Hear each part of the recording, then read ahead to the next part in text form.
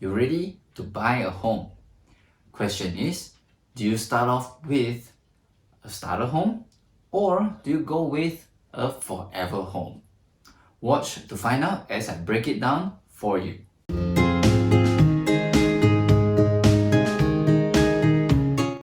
What's up my friends? Jenn Ho Goh, Realtor, Realty ONE Group Impact. You are ready to buy a home. You're ready to move to the next step in home ownership. Question becomes, are you looking for a starter home or are you looking for a forever home? So let's start off with breaking down what a typical starter home is and a typical forever home is. So a typical starter home, it's about smaller in size. Right here in Des Moines Metro, I want to say probably 1,000, maybe 1,200 square foot or below. That's about a typical starter home. 2 to 3 bedrooms, a bathroom, maybe 1.5 bathroom. It could be a single family home, it could be a condo, it could be a town home.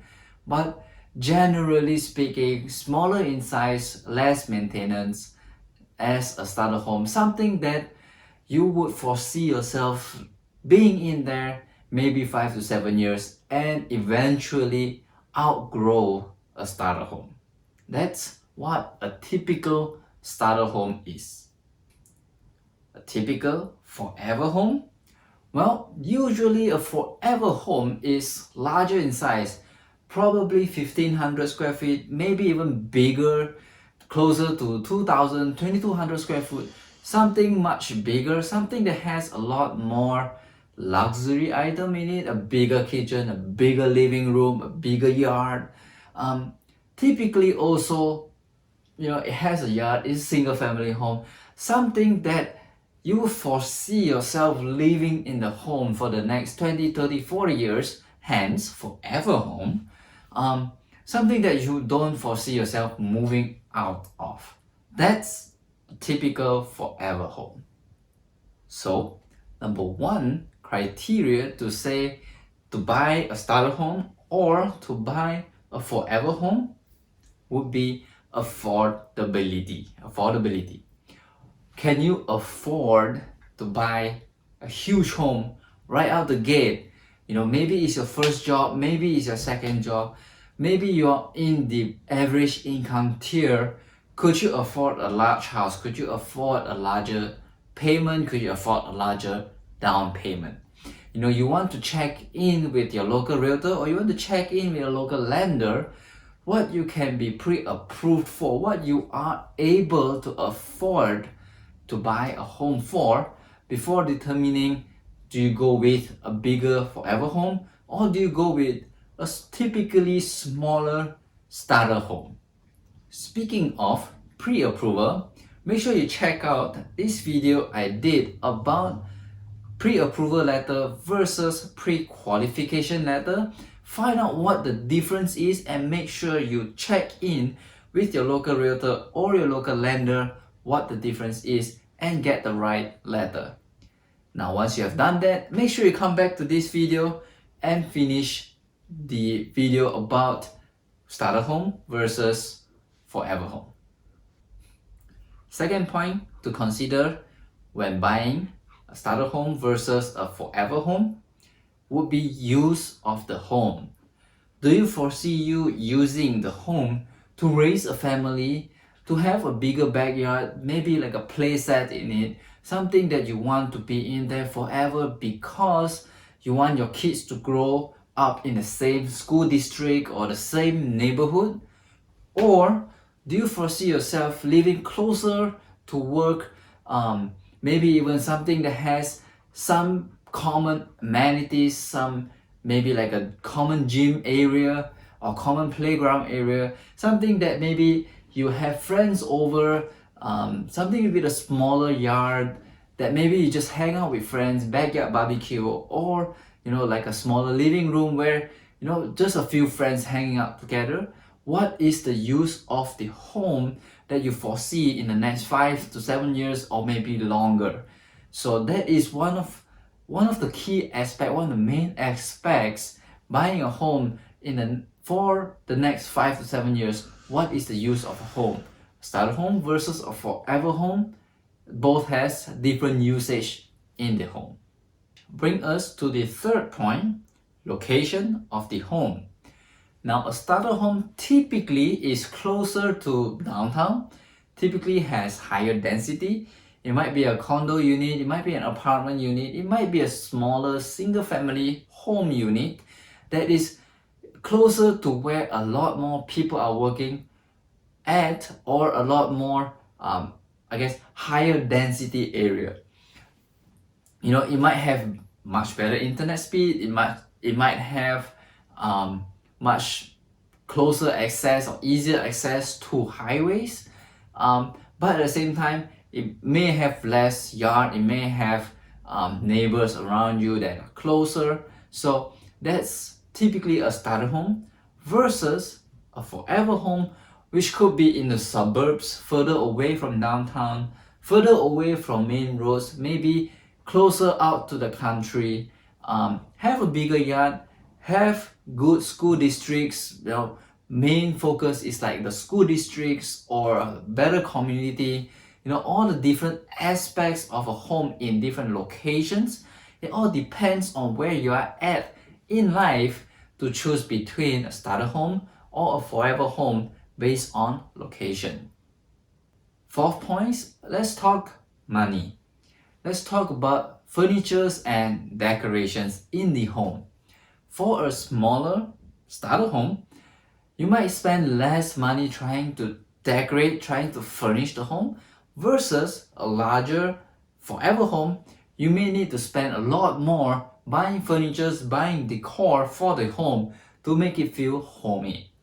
For instance, let's take living room, or maybe like an open concept living room with a starter home and a forever home.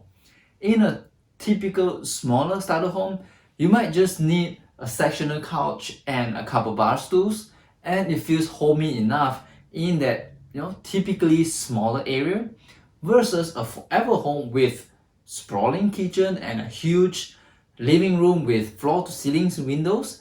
You might need a full sectional, a love seat, couple recliners, coffee table, maybe 4 or 5 bar stools.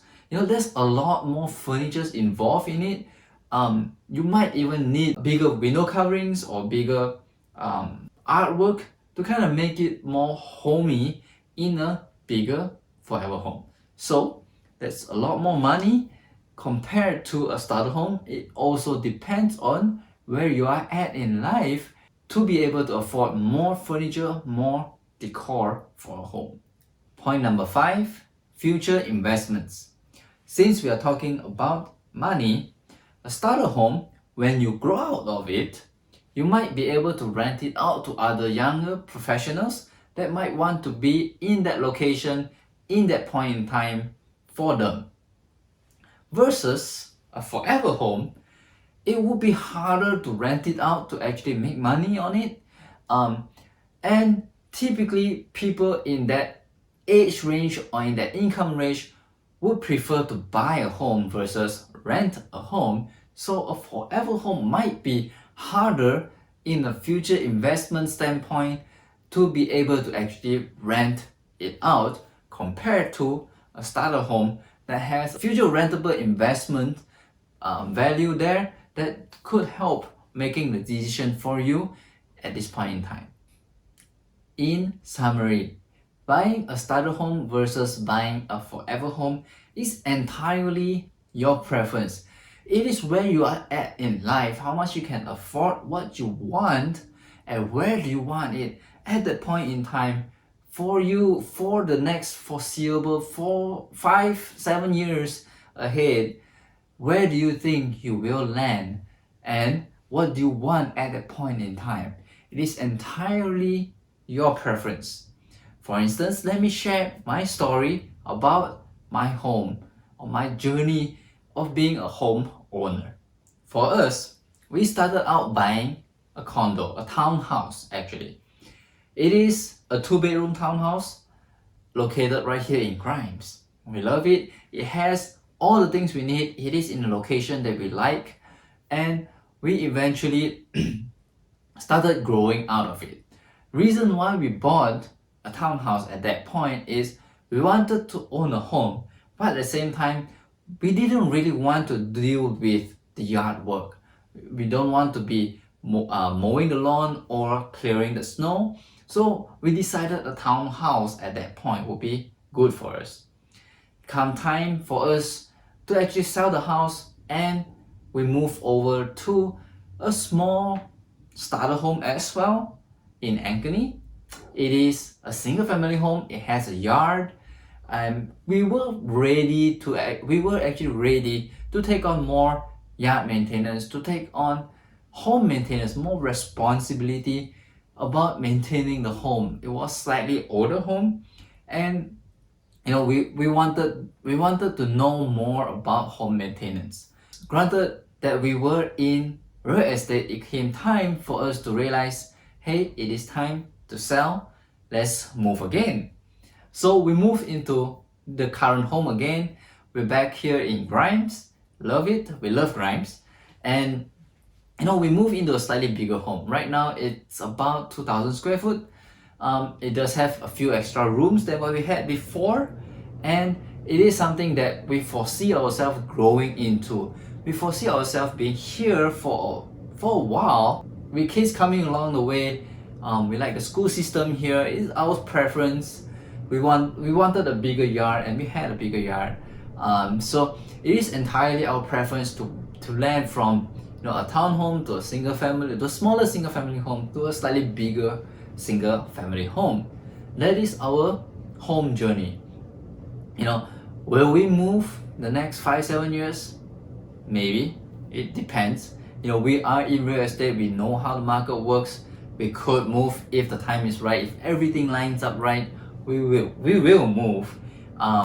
It just depends on all the other external factors that a local real estate professional can tell you. At the same time, could we stay in this house? Yes, we have enough room to grow to. There is an unfinished basement that we can finish and have extra room. Everything we need is right here in this home, in this town as well, and we could stay here for a longer period of time.